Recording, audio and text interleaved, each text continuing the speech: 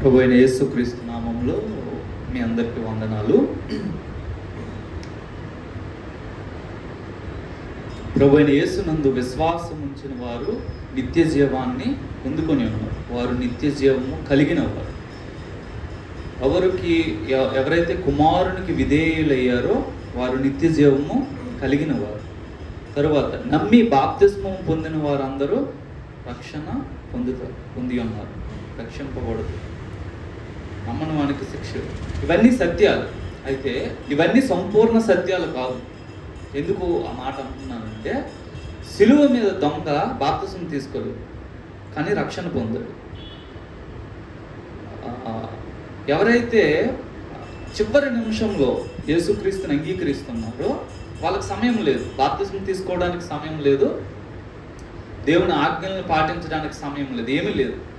కాబట్టి దేవుడు వారి పరిస్థితులకు అనుగుణంగా వారికి కృపనిచ్చి రక్షణ ఇచ్చారు. అందుకని ఒక లేఖనాన్ని పట్టుకొని నేను ఖచ్చితంగా పరలోకం వెళ్ళిపోతాను అనే ధీమాను మనము వ్యక్తపరచడం. అంటే మనకు ఆ నిశ్చయత ఉండాలి, నేను పరలోకం వెళ్తానని నిశ్చయత ఉండాలి. అయితే ఈ లేఖనం ఇలా చెప్పింది కాబట్టి ఇంకా మిగతా లేఖనాలను పట్టించుకోకుండా ఈ లేఖనాన్ని ఒక్కదాన్ని పట్టుకొని పరలోకం వెళ్ళిపోతాననే ధీమాన్ని మనం కలిగి ఉండకూడదు. ఎందుకనంటే మనం ఈ లోకంలో పుట్టినప్పుడు, ఈ లోకంలోనికి మనం వచ్చినప్పుడు పాప స్వభావంతో వస్తున్నాం.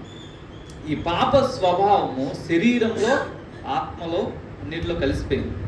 అందుకనే చచ్చిన వారై ఉండగా అనే మాటను, మీ అపరాధముల చేత, పాపముల చేత మీరు చచ్చిన వారై ఉండగా. ఏం చచ్చిపోయింది? ఆత్మ చచ్చిపోయింది. సో ఎప్పుడైతే మనం యేసుక్రీస్తుని అంగీకరించామో, యేసుక్రీస్తుని స్వరక్షకునిగా స్వీకరించామో, మన ఆత్మ తిరిగి జన్మించింది. ఆత్మ తిరిగి జన్మించింది, శరీరము జన్మించలేదు. కొరింథీయులకు రాసిన పత్రికలో అపోస్తలుడైన పౌలు ఈ మాట చెప్తున్నారు. 3వ అధ్యాయము 1 నుంచి 3 వచనాలు ఈ విధంగా రాయబడి ఉన్నాయి. సహోదరులారా, ఆత్మ సంబంధులైన మనుష్యులతో మాట్లాడినట్లు నేను మీతో మాట్లాడలేకపోతే, శరీర సంబంధులైన మనుష్యులే అనియు క్రీస్తునందు పసిబిడ్డలే అనియు మీతో మాట్లాడవలసి వచ్చింది. అప్పట్లో మీకు బలము చాలకపోయినందున పాలతోనే మిమ్మల్ని పెంచితిని గాని అన్నముతో మిమ్మల్ని పెంచలేదు. మీరింకను శరీర సంబంధులై ఉండుట వలన ఇప్పుడును మీరు బలహీనులై ఉన్నారు కారా? మీలో అసూయయు కలహమును ఉండగా మీరు శరీర సంబంధులైన మనుష్య రీతిగా నడుచుకుని వారు కారా? కొరింథీ సంఘస్థులు ఏ కృపావరమందును లోపము లేని వారు అని చెప్పబడుతున్నారు. వాళ్ళకి టైం సరిపోవట్లేదు. సంఘానికి వచ్చి మనలాగా పాటలు పాడి వాక్యం చెప్పుకొని వెళ్ళిపోవడం కాదు. వాళ్ళు భాషలతో మాట్లాడుతున్నారు, ప్రవచిస్తున్నారు, భాషల అర్థాలు చెప్తున్నారు, స్వస్థలు, రోగుల కొరకు ప్రార్థనలు, అద్భుత కార్యాలు ఇవన్నీ జరుగుతున్నాయి. వాళ్ళకి టైం సరిపోవట్లేదు. అంతగా ఆత్మ వరాలను కలిగి ఆత్మచేత నింపబడిన సంఘము పౌలు గారు అంటున్నారు, మీరు పసి బిడ్డలు, శరీర సంబంధులు అనే మాటను ఉపయోగిస్తున్నారు. ఇప్పుడు కొరింథీ సంఘస్థులే శరీర సంబంధులు అని పౌలు గారి చేత పిలువబడితే, ఆత్మ వరాలు కానీ ఆత్మ యొక్క నడిపింపు కానీ లేని మనకు మనం ఏం టైటిల్ ఇచ్చుకుంటాం? వాళ్ళన్నీ అద్భుత కార్యాలు చేస్తున్నారు, భాషలు మాట్లాడుతున్నారు, ప్రవచనాలు చెప్తున్నారు. ఏ కృపావరాల విషయంలో ఒక్క వరం కూడా వీళ్ళలో లోపం ఉందని చెప్పడానికి లేదు. అలాంటి సంఘాన్ని పట్టుకొని వారిలో ఉన్న శరీర సంబంధమైన వాటిని బట్టి అంటున్నారు, మీరు ఇంకా పసిబిడ్డలు, క్రీస్తునందు పసిబిడ్డలు, తర్వాత శరీర సంబంధులైన మనుష్యులు. సో ఒక విచిత్రమైన పరిస్థితి క్రైస్తవుడికి ఏర్పడుతుంది. ఏంటంటే, యేసుక్రీస్తునందు విశ్వాసం ఉంచడం వలన తిరిగి జన్మించిన ఈ వ్యక్తి అప్పటికప్పుడే ఆత్మ సంబంధమైన వ్యక్తిగా మారట్లేదు. అందుకే సమయము, ఎందుకో ఆయుష్ను దేవుడు మనకిస్తున్నారు అని అంటే, ఈ శరీర సంబంధమైన మనుష్యుడు ఆత్మ సంబంధమైన మనుష్యుడిగా మారాలి. అన్ని విషయాలు. అది ఒక రోజులో ఒక క్షణంలో జరిగేది కాదు. అందుకని శరీర సంబంధమైన మనుష్యుడు తన శరీర స్వభావముతో వ్యవహరించాలి. రోమీలకు రాసిన పత్రికలో పౌలు గారు ఒక మాటని చెప్తున్నారు. రోమీలకు రాసిన పత్రిక 8వ అధ్యాయంలో 8వ వచనము, కాగా శరీర స్వభావము గలవారు దేవుణ్ణి సంతోషపరచ నేరరు. శరీర సంబంధులు శరీర స్వభావం కలిగినారు. బోత్ ఆర్ సేమ్, వారు ఒకటే. వీళ్ళేంటి అని అంటే పై మాటలో రాయబడి ఉంది, శరీరానుసారులు శరీర విషయముల మీద మనస్సుంతురు, ఆత్మానుసారులు ఆత్మ విషయముల మీద మనస్సుంతురు. శరీరానుసారమైన మనస్సు మరణము, ఆత్మానుసారమైన మనస్సు జీవమును సమాధానమునై ఉన్నది. ఏలయనగా శరీరానుసారమైన మనస్సు దేవునికి విరోధమై ఉన్నది. ఇప్పుడు శరీర సంబంధులు శరీరానుసారమైన మనస్సు కలిగిన వారు. నేను దేవుని పిల్లోడిని, దేవుని పిల్లని అని నేను చెప్పుకుంటున్నాను. కానీ లేఖనం ఏమంటుంది, నువ్వు నీ శరీరాన్ని నువ్వు అనుసరిస్తూ ఉంటే, శరీర స్వభావాన్ని నువ్వు కలిగిన వ్యక్తివైతే, శరీరానుసారమైన మనస్సు నీకుంటే నువ్వు దేవునికి విరోధివి, శత్రువు అంటున్నావు. అందుకనే ఇప్పుడు మన శత్రువు మనం సంతోష పెట్టడానికి ఏమైనా ప్రయత్నాలు చేసాడు అనుకోండి, మనం సంతోషపడతామా? ఎందుకు సంతోషపడము? వాడు మన శత్రువు. తినరా అని మంచి బిర్యానీలు చేసి వండి పెడితే నాట్ యాక్సెప్ట్. ఎందుకు? He's hour enemy. దేవుని పిల్లలంగా మనము టైటిల్ ఇచ్చుకున్నాము. లేఖనం మనల్ని దేవుని పిల్లలని పిలుస్తుంది. అయితే ఈ దేవుని పిల్లలు శరీరాన్ని అనుసరిస్తూ ఉన్నవారైతే దేవుడు వారిని విరోధులుగా చూస్తున్నారు. లేదంటే వారు అనుసరిస్తున్న జీవితాన్ని తనకు విరోధమైనదిగా చూస్తున్నారు. అందుకని వారు దేవుణ్ణి సంతోష పెట్టాలని చేసే ప్రయత్నాలు ఏవి కూడా పనిచేయవు. ముందు దేవునితో ఈ విషయంలో సమాధాన పడాలి, ఆ తరువాత దేవుణ్ణి సంతోష పెట్టగలం. శరీర స్వభావముతో మనము ముందు వ్యవహరించాలి. మన దృష్టికి మనము కరెక్ట్, మన దృష్టికి మనం రైట్ ఉంటాము. కానీ లేఖనము మనల్ని పరిశోధిస్తున్నప్పుడు, లేఖనము ఎదుటికి మనం వస్తున్నప్పుడు మన యొక్క స్వభావం ఏంటి అన్నది మనకి ప్రత్యక్షం అవుద్ది. కొరింథీ సంఘంలో అసూయ, కలహము 2000 సంవత్సరాల క్రితము సంఘంలో అసూయ, కలహం ఉంది. 2000 సంవత్సరాల తర్వాత కూడా ఈ సంఘాల్లో ఆ రెండు ప్రాముఖ్యంగా ఏలుబడి చేస్తున్నాయి. పెద్ద పెద్ద చర్చెస్ అనబడుతున్నవి గొడవలతో, కేసెస్తో కొట్టుకుంటున్నాయి. కారణము, అనేక మంది క్రైస్తవులుగా పిలువబడుతున్నారు, బాప్తిస్మాలు తీసుకుంటున్నారు, కానీ వారిలో ఉన్న పాప స్వభావముతో, శరీర స్వభావముతో డీల్ చేయట్లేదు. వాళ్ళు ఏమనుకుంటున్నారంటే, నేను మారు మనసు పొందాను, బాప్తిస్మం తీసుకున్నాను, చేతనైనంత వరకు దేవుడి ఆజ్ఞ చొప్పున చేస్తున్నాను, ప్రార్థన చేస్తున్నాను, వాక్యం చదువుతున్నాను, దేవుడికి కానుకలు ఇస్తున్నాను, అయిపోయింది నా పని, ఆదివారం చర్చకు వస్తున్నాను, అయిపోయింది నా పని అనుకుంటున్నారు. కానీ వారు లేఖనం ఏం చెప్తుంది, వారిలో ఉండకూడని విషయాలు ఏంటి, వాటితో ఏ విధంగా వ్యవహరించాలి, ఏ విధంగా వాటిని త్యజించాలి అనే విషయాన్ని వాళ్ళు ఆలోచించిన కారణాన్ని బట్టి సంఘములో సంఖ్య పెరిగే కొద్దీ శరీరానుసారులు పెరుగుతున్నారు. సంఘంలో సంఖ్య పెరిగే కొద్దీ సంఘాన్ని చీల్చేవారు పెరుగుతున్నారు. అందుకే చిన్న సంఘాలు పెద్దగా గొడవ ఉండదు. సంఘం ఎప్పుడైతే కొంచెం పెద్దదవుతుందో సంఘానికి ఆస్తులు పెరుగుతాయి, ఆస్తులు తినడానికి భక్షకులు పెరుగుతారు. అందుకని సంఘములో చేరే ప్రతి సభ్యుడు కూడా సంఘం యొక్క బోధ ఏ విధంగా ఉండాలంటే, ఆ శరీర సంబంధమైన వ్యక్తిని ఆత్మ సంబంధమైన వ్యక్తిగా మార్చేటట్లుగా ఉండాలి. కానీ ఈ దినాల్లో మనము చూస్తున్న చాలా టీచింగ్స్ ఏవి కూడా శరీరంతో ఏ విధంగా పోరాడాలి. నాకు జాక్ పూనెన్ గారు భలే ఇష్టం. ఎందుకంటే ఆల్ హిస్ టీచింగ్స్ అన్నీ రౌండ్ ఎక్కడ తిరుగుతుంటే శరీరాన్ని క్రూసిఫై చేయడానికే తిరుగుతాయి మ్యాక్సిమం. సో ఆయన సంఘం ఒక డిసిప్లైన్డ్ చర్చ్.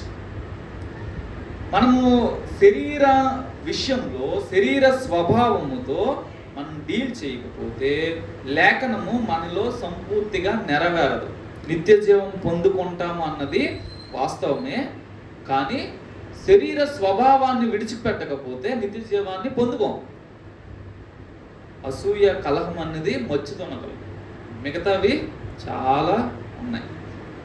అందుకే శరీర సంబంధులు దేవుణ్ణి సంతోషపరచనారు. ఈ మనస్సు మనలో ఆత్మ, శరీరము, ప్రాణము మూడు ఉన్నాయి. ప్రాణము అంటే జీవము, what we have. Spirit is from God. శరీరము ఈ లోక సంబంధమైనది. సో మనసు ఎక్కడ ఏర్పడుతుంది? ఇన్ వాట్ సర్కమ్స్టాన్సెస్, ఎటువంటి పరిస్థితిలో ఒక వ్యక్తి పెరుగుతూ వస్తున్నాడన్న దానిని బట్టి ఆ వ్యక్తి యొక్క మనస్సు ఏర్పడతా ఉంది. ఆల్ ద ఇన్ఫర్మేషన్ ఈ గ్యాదర్స్, వింటున్న మాటలు, చూస్తున్న విషయాలు, వీటన్నిటిని బట్టి తన మనస్సు ఏర్పడదు. ఈ మనస్సు మనస్సాక్షి అని మనం అంటాం కదా, మనస్సాక్షి అక్కడున్న సర్కమ్స్టాన్సెస్ని బట్టి ఏర్పడుతుంది. ఇప్పుడు దొంగతనం చేయడం నార్మల్ అనుకోండి, మనస్సాక్షి ఏమి ఆ విషయాన్ని ఖండించు. దొంగతనం చేస్తే ఎందుకు? ఆ చిన్నప్పటి నుండి చూస్తున్న ఆ పరిస్థితులన్నీ కూడా అలానే ఉన్నాయి. నరహత్య, చంపడం, ఒక రౌడీల్లో పుట్టి పెరిగిన వ్యక్తి చంపడం పెద్ద పాపంగా అని అనిపించదు. ఆ హృదయం ఆ వ్యక్తిని గద్దించదు. ఎందుకు? మనస్సాక్షి ఆ విషయంలో అలవాటైపోయింది దానికి. సో ఈ మనసు అనేది ఇలా ఏర్పడినప్పుడు క్రైస్తవుడిగా మనసు ఆత్మను అనుసరించే విధంగా మనసును మనము తిప్పాలి. ఆత్మ సంబంధమైన వాటిని అనుసరించడం. అందుకే కొలస్సీలకు రాసిన పత్రికలో పౌలు గారు కొలస్సీ సంఘానికి చెప్తున్నారు ఒక మాట.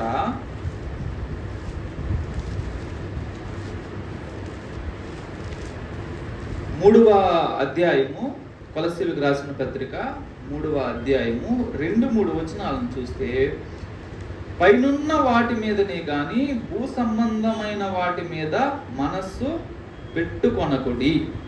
అనగా మీరు మృతి పొందితిరి, మీ జీవము క్రీస్తుతో కూడా దేవుని యందు దాచబడి ఉన్నది. మీ మనస్సును తీసుకెళ్ళి పైన ఉన్న విషయాల మీద పెట్టుకోండి అని అంటున్నారు. మనసు ఎప్పుడైతే పైనున్న విషయాల మీద పెడతామో, అంటే పర సంబంధమైన విషయాల మీద పెడతామో, అప్పుడు మనము బై డిఫాల్ట్ ఆత్మను అనుసరించి నడుచుకుంటాం. శరీర కార్యాలను మనము నెరవేర్చం. యోహాను సువార్తలో యేసు ప్రభు వారు ఈ మాట చెప్తున్నారు 15వ అధ్యాయంలో.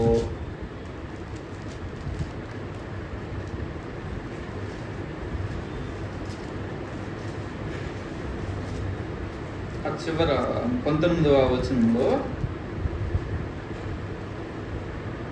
మీరు లోక సంబంధులైన యెడల లోకము తన వారిని స్నేహించును.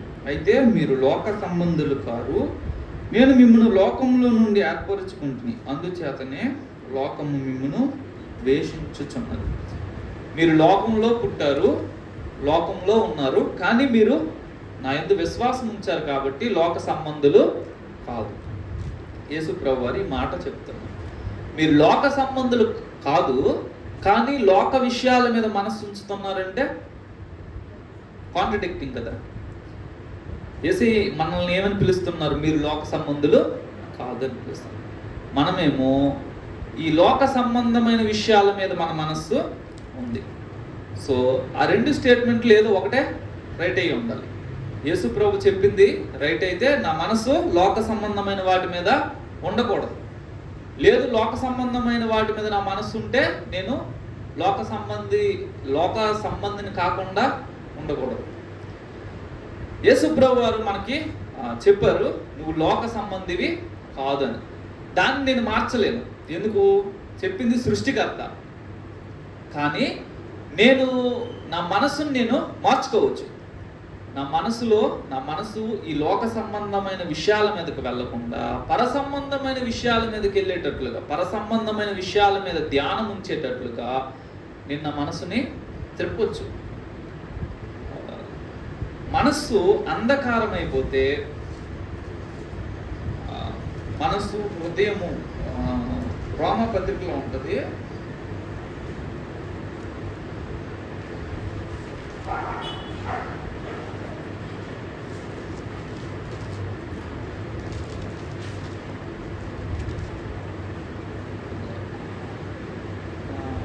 ఇరవై 1:28 మరియు వారు తమ మనస్సులో దేవునికి చోటీయ నొల్లకపోయిరు కనుక చేరాని కార్యములు చేటుకు దేవుడు భ్రష్ట మనస్సుకు వారిని అప్పగించింది. ఇక్కడ ఎక్కడో డార్క్ అండ్ హార్ట్ అని ఉంటుంది, డార్క్ అండ్ మైండ్. సో మనసు అంధకారం అయిపోతే మనం చేసే ఆ కార్యాలు దేవునికి మన జీవితంలో చోటు ఇవ్వకపోతే, మనం ఆత్మ సంబంధమైన వ్యక్తులుగా నడుచుకోకపోతే జరిగేది ఏంటంటే ఒక స్టేజ్ నుంచి ఇంకో స్టేజ్కి డౌన్ గ్రేడ్ అవుతూ ఉంటాం. దేవుడు ఏం చేస్తాడంట, తీసుకెళ్ళి భ్రష్ట మనస్సుకి అప్పగిస్తాడు. అందుకే ఎక్కడైనా ఒక పాపము చేయడం ప్రారంభించిన వ్యక్తి అక్కడితో ఆగడు, దాని యొక్క అల్టిమేట్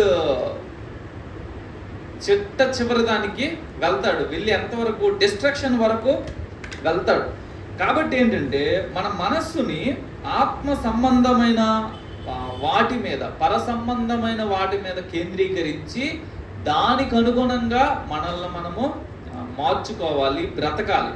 లేకపోతే ఈ శరీర సంబంధమైన వాటి మీద, లోక సంబంధమైన వాటి మీద, భూ సంబంధమైన వాటి మీద మన మనస్సు ఉంచితే అది పాపమునికి తీసుకొని వెళ్తుంది. ఫిలిప్పీలకు రాసిన పత్రికలో 3వ అధ్యాయము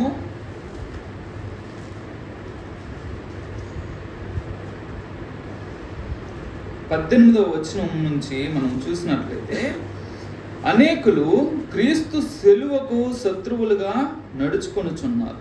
వీరిని గూర్చి మీతో అనేక పర్యాయములు చెప్పి ఇప్పుడును ఏడ్చుచు చెప్పుచున్నాను.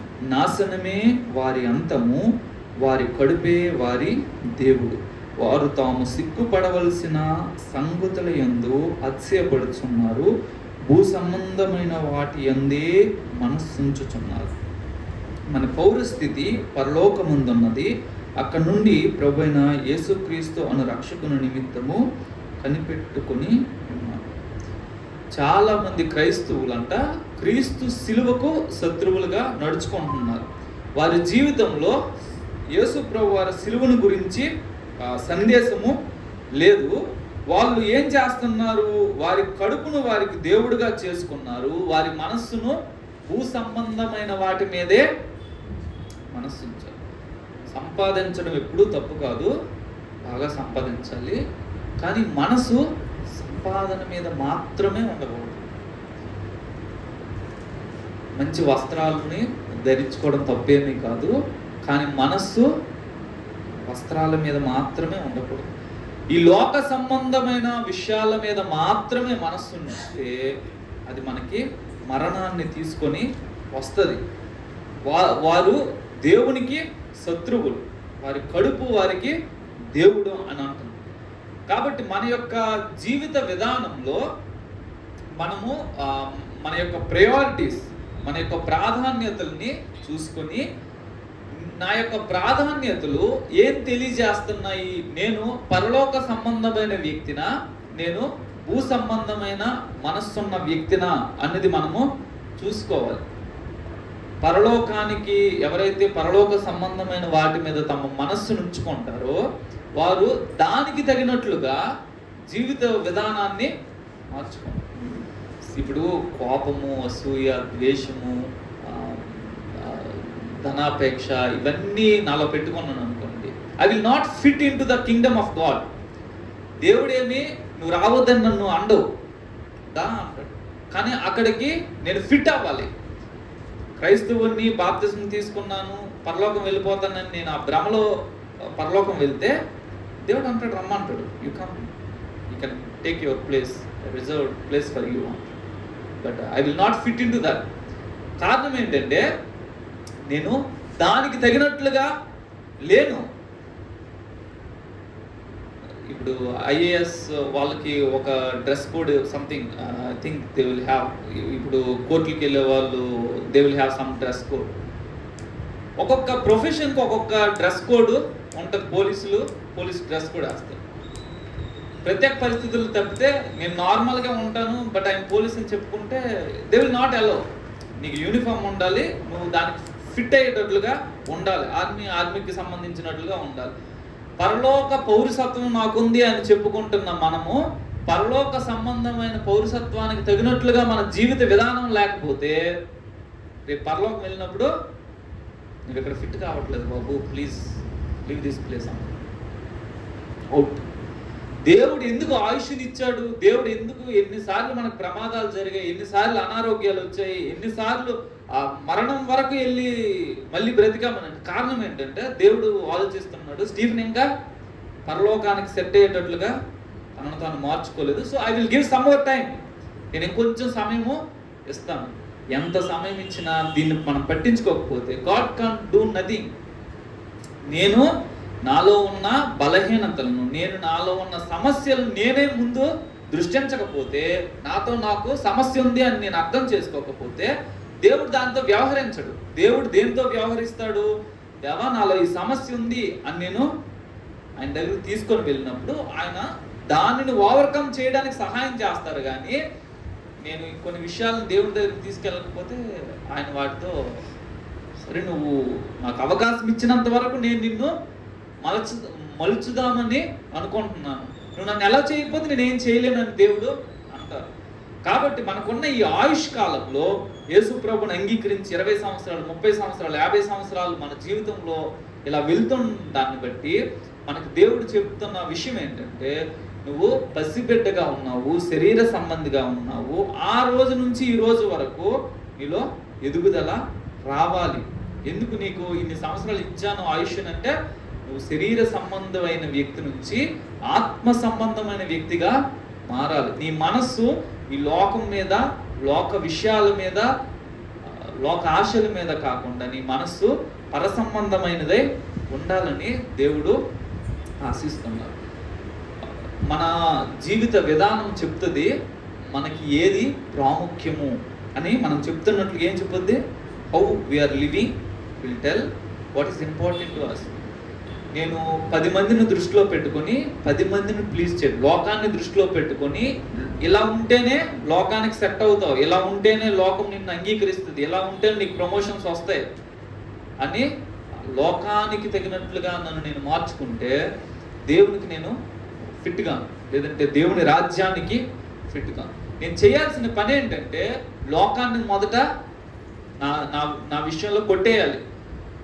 10 మంది నన్ను మెచ్చుకున్నా 10 మంది దూషించిన, నా జీవితము వాక్యానుసారంగా ఉందా లేదనేది మాత్రమే నేను పరిగణించాలి తప్పితే వాక్యానుసారంగా కాకుండా 10 మందిని పరిగణలోనికి తీసుకొని నన్ను నేను మలుచుకోవడము, నేను వ్యవహరించే విధానాన్ని మార్చుకోవడం అనేది చాలా చాలా తప్పు. సో లేఖనం ఏం చెప్తుంది? లేఖనానికి అనుగుణంగా నా జీవితము ఉండాలి. అంతేకాని లోక సంబంధిగా లోకం యొక్క విషయాల మీద వాళ్ళు బంగారం కొనుక్కుంటున్నారు, వీళ్ళు బంగారం కొనుక్కుంటున్నారు, నేను బంగారం కొనుక్కుంటున్నాను, వాళ్ళు ప్లాట్స్ కొంటున్నారు, వీళ్ళు ప్లాట్స్ కొంటున్నారు, నేను ప్లాట్స్ కొంటున్నాను. అయ్యా ఓన్ హౌస్ ఉంటేనే నీకు సమాజంలో గవర్నమెంట్ జాబ్ ఉంటేనే ఈ లోకపరమైన విషయాలన్నిటినీ మనము ముందు ప్రాధాన్యతలుగా పెట్టుకుంటే దేవుని దగ్గరికి పనికిరాం.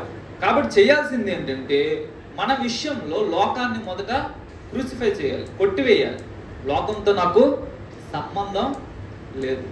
దేవుడు నాకు ఇస్తే ఏదైనా పొందుకుంటాను, దేవుడు ఇవ్వకపోతే లేదు, పొందుకోవడానికి నేను ప్రయాసపడతాను, లేకపోతే లేదు. సమాజం ఏమనుకుంటే నాకు అది అనవసరం. సమాజం కొరకు ఏమీ చేయకూడదు.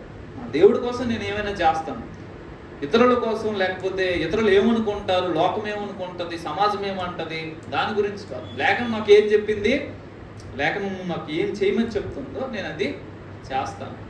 అంతేగాని లోకాన్ని ప్రయారిటీతో పెట్టుకుంటే they will not satisfy please God. అందుకనే దేవుని పిల్లలంగా పిలువబడుతున్న మనము ఈ లోక సంబంధమైన విషయాల మీద ఎక్కువగా మనస్సుని ఉంచకూడదు. ఎఫెసీయులకు రాసిన పత్రికలో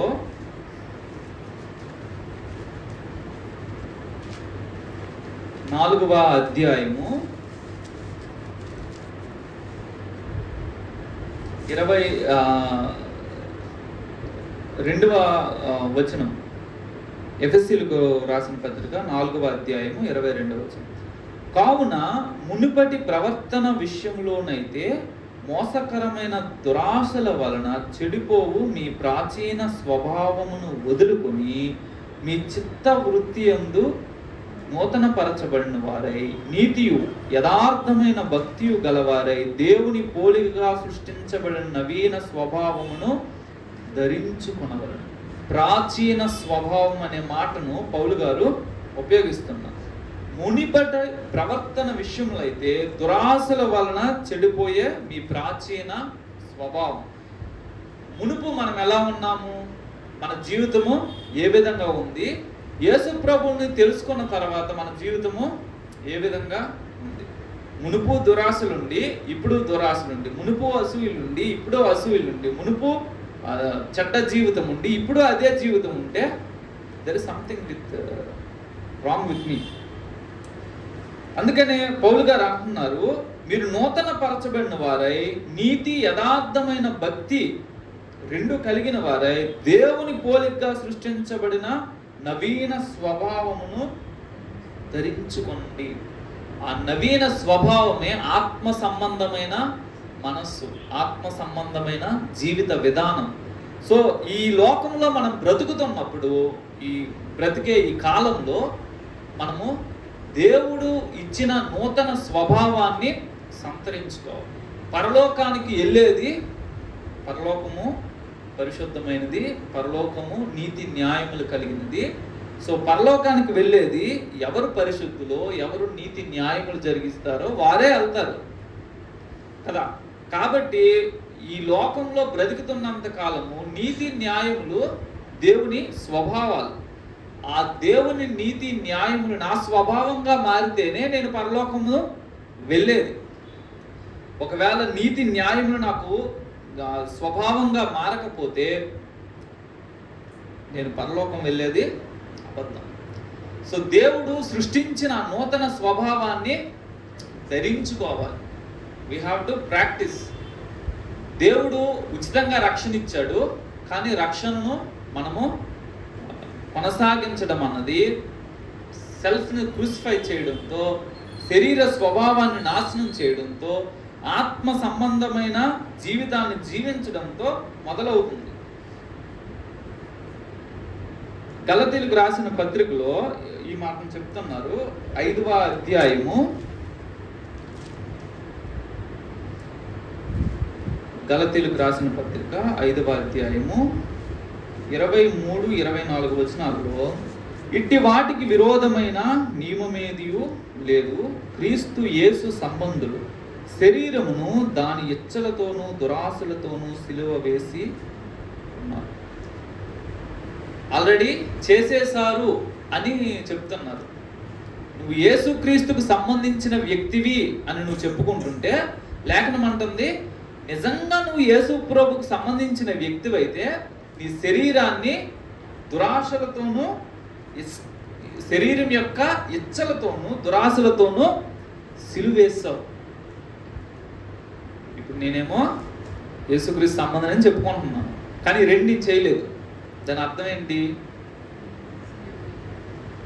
నేనేమో నా స్టేట్మెంట్, నేను యేసుక్రీస్తు సంబంధిని. I'm a Christian. I proclaim that I'm a Christian.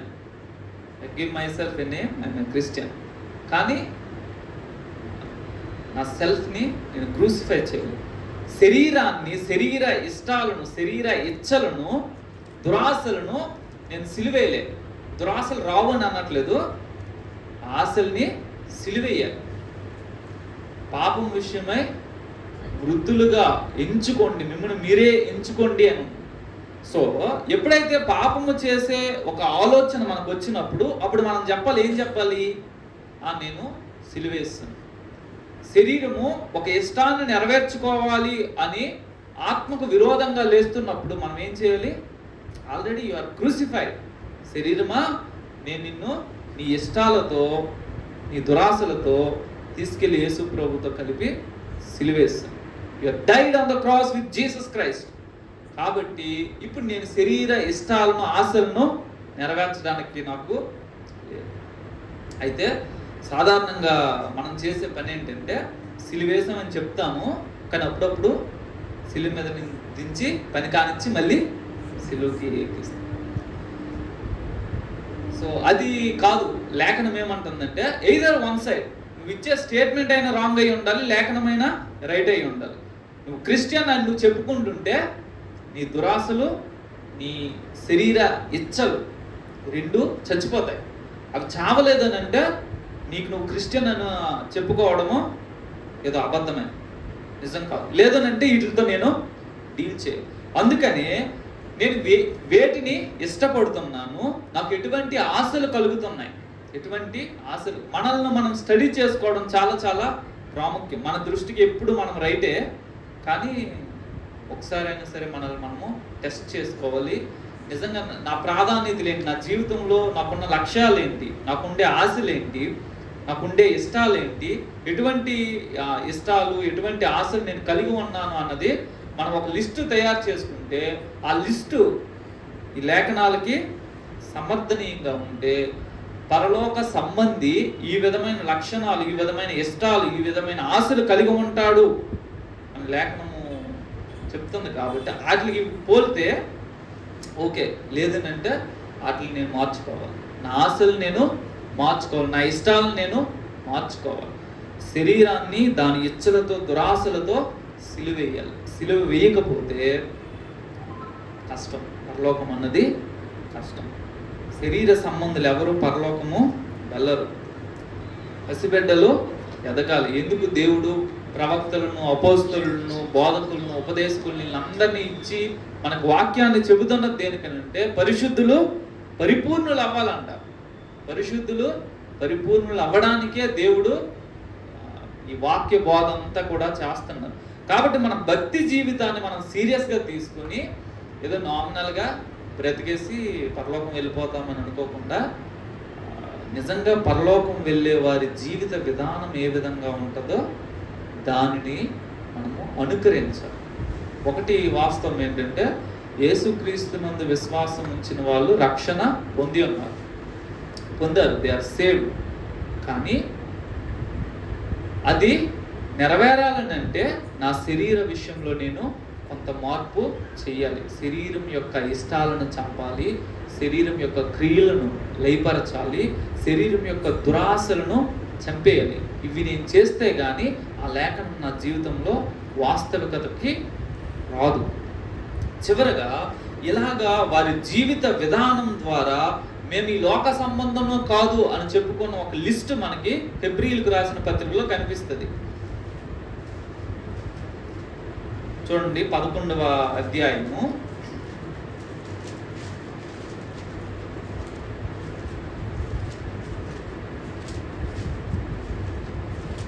13వ వచనము, వీరందరూ ఆ వాగ్దానముల ఫలము అనుభవింపకపోయినను దూరం నుండి చూచి వందనము చేసి తాము భూమి మీద పరదేశులమును యాత్రికులనై ఉన్నామని ఒప్పుకొని విశ్వాసము గలవారై వృద్ధి పొంది. ఎవరు పైన ఒక లిస్టు చెప్పి ఆ లిస్టులో ప్రాముఖ్యంగా ఎవరు మన అబ్రహాం గారిని చెప్తున్నారు. అబ్రహాం గారు ఏలయనగా 10వ వచనం, దేవుడు దేనికి శిల్పియు నిర్మాణకుడై ఉన్నాడో పునాదులు గల ఆ పట్టణము కొరకు అబ్రహాము ఎదురు చూస్తుండేది. వీళ్ళు గుడారాల్లో నివసిస్తున్నారంట.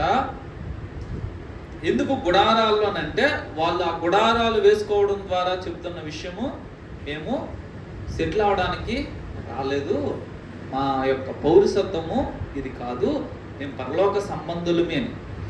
అందుకనే వారి జీవిత విధానము ఆ విధంగా ఉంది. ఏ విధంగా అబ్రహాం గారు తన ఒకగానొక కొడుకుని ఇవ్వగలిగారు అంటే, by doing that he is telling one thing, ఒక విషయాన్ని ఆయన చెప్తున్నారు ఏంటంటే, బాబు నాకు ఈ శరీర సంబంధమైనవి ముఖ్యమేం కాదు, కొడుకు నాకు ముఖ్యమే, కానీ when it comes with God, దేవుని విషయానికి వచ్చేటప్పటికి నాకు అంత ప్రాముఖ్యమేమి కాదు. నాకు ముఖ్యము దేవుడు. కొంతమంది బాప్తిజం తీసుకుందంటే మా అమ్మోళ్ళు ఏమంటారు, మన ముఖ్యం కన్వర్ట్స్, మా అమ్మోళ్ళు ఏమంటారు, మా నాన్నోళ్ళు ఏమంటారు అనేసి భయపడతారు. నువ్వు నిజంగా దేవునికి సంబంధించిన వ్యక్తివే అయితే, దేవుని విషయంలో నీకు అంత తెగింపు ఉన్న వ్యక్తివైతే నువ్వు ఆ విషయాన్ని లెక్క చేయవు. ఉంచితే ఉంచారు, ఊడితే ఊడాను, కుటుంబంతో సంబంధం ఉంటే ఉంది, పోతే పోను. నాకు ముఖ్యం దేవుడు, దేవుడు మాత్రమే ముఖ్యం. యేసు ప్రభుని నమ్మితే మీకు రేషన్ కార్డ్ చేస్తాం, యేసు ప్రభుని నమ్మితే మీకు వాటర్ కార్డ్ చేస్తాం. పెడితే పెట్టు, తీసేస్తే తీసే. యేసు ప్రభుని మాత్రం వదిలే ప్రసక్తి లేదు. The lifestyle will tell that you are heavenly being. పరలోక సంబంధమైన వ్యక్తివి అని నీ జీవిత విధానము చెప్తుంది. వీళ్ళు బ్రతికినంత కాలం ఒక గురితో బ్రతికారు, ఏంటంటే అసలు ఈ లోకము శాశ్వతం కాదు, మేము ఈ లోకం మీద యాత్రికులము పరదేశులమై ఉన్నాము, అందుకనే గుడారాల్లో ఉంటున్నాము అనేసి ఒక సాక్ష్యం చెబుతూ బ్రతికారు. మనము ఆ విధంగానే ఈ లోకంలో అన్ని కట్టుకుంటూ అన్ని చేసుకుంటూ కూడా మనం సాక్ష్యం ద్వారా చెప్పొచ్చు, మన జీవిత విధానం ద్వారా చెప్పొచ్చు. నాకు డబ్బు ముఖ్యమే, కానీ when it comes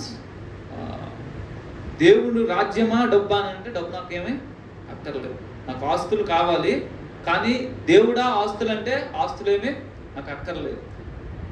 బాగా సంపాదిస్తాము, స్టీఫెన్ నువ్వు సంపాదించిందంతా అడిగి ఇచ్చేసి నువ్వు వచ్చే అంటే, I don't want anything Jesus, everything you gave. So పరలోక సంబంధులు సొంత లాభాన్ని, శరీరపరమైన వాటిని దృష్టించరు. పరలోక సంబంధులు దేవుడు మాత్రము ప్రాధాన్యత, వారి ప్రాధాన్యత దేవుడు మాత్రమే. వారి గురి ఎప్పుడు పరలోకం మీదే. అందరూ స్టాక్స్లో ఇన్వెస్ట్ చేస్తూ ఉంటారు, చాలామంది నష్టపోతున్నారు. Still they will invest, they will trade. ఎందుకు అని అంటే వాళ్ళ నిజంగా ఎవరైనా భక్తి జీవితాన్ని సీరియస్గా తీసుకున్నారు, దేవుని రాజ్యంలో ఎక్కువ ఇన్వెస్ట్ చేస్తారు. అది నిజంగా వాస్తవంగా ఎవరైనా బైబిల్ నమ్మితే, as he is investing in stocks they will invest in the kingdom of God. ఎందుకు?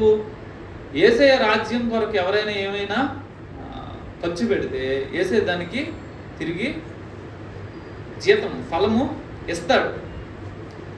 మనం నిజంగా అది నమ్మితే మన మెజారిటీ అమౌంట్ ఎక్కడ ఉంటుంది? దేవుని రాజ్యంలో ఉంటుంది, తక్కువ ఈ లోక సంబంధమైన విషయాలు. సో దేవుడు మనకిచ్చిన వనరులు, దేవుడు మనకిచ్చిన సమస్తాన్ని మనము పరలోక సంబంధులమైతే పరలోక సంబంధంగా ఖర్చు పెడతాం, వాడుతాం. లేదు అంటే భూ సంబంధులమైతే మన ప్రపోర్షను వాటితో కంపేర్ చేస్తే తక్కువ ఉంటుంది. పరలోకానికి ఇవ్వాలి కాబట్టి ఏదో దశం భాగం ఇస్తాము, మిగతాదంతా ట్యాంక్లో దాచుకోవడం తప్పు కాదు.